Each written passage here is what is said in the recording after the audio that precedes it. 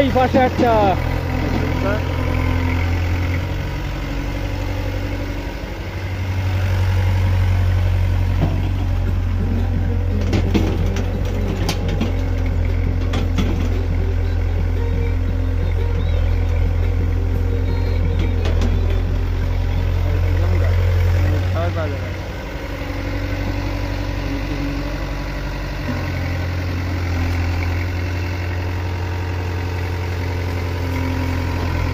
আমাদের 5 নম্বর পুবখালী ইউনিয়ন 4 নম্বর ওয়ার্ডের মেম্বার সাহেব তিনি ধান করেনি,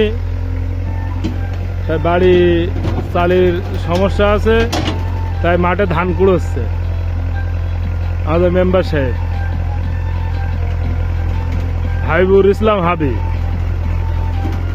পিতা মোহাম্মদ লুৎফর রহমান। ওর 1 শতক জমিও দেয়নি, তো মাঠে ধান কুড়োয়।